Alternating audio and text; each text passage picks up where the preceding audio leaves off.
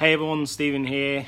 So once again, another week of training gone by, another week closer to the big marathon.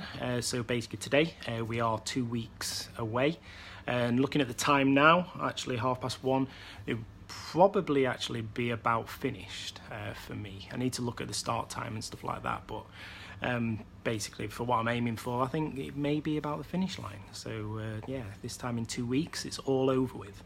I'd just like to start off today saying thank you to everybody in terms of the fundraising efforts. So there's been a few donations coming in, there's a few offline donations, there's things around the raffle tickets. So all the efforts going by everybody in terms of buying the tickets as well as those selling them for me as well. And for the charity, we all really appreciate it. It's proving to be quite a success with the awesome prizes. But once again, anybody who wants to buy them, please do message me and we can sort out some tickets and so on. So in terms of training efforts this week, hasn't been the best week. I've been on taper, so basically haven't felt like it with the eye issue again. But I did Sheffield Half Marathon today, and previous Sheffield Half Marathons have been not so hilly, surprisingly for Sheffield, whereas this was the complete opposite. It was an absolute nightmare. So the first 5 miles of the course was around about 1,000 feet of elevation within that period.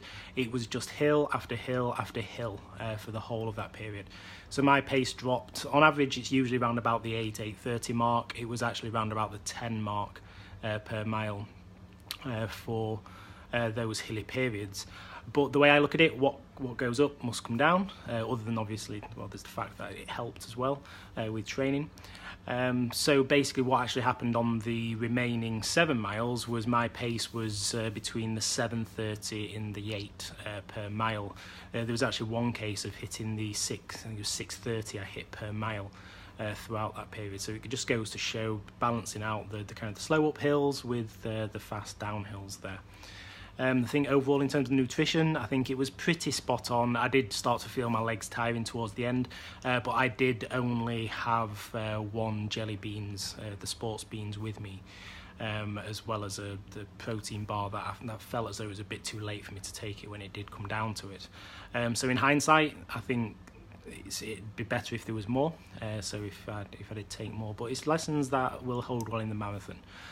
So I've seen quite a few people on the London Marathon group actually saying there like what nutrition is that they need and things like that, like people saying they're going to take quite a lot with them, but the reality is you only need 60 grams of carbs for every hour you're going to run, and you need to stage it when you're going to take it. So just look on the back of your packet and just figure out from there exactly how much carbs is in it, and then just basically consume it as and when you need.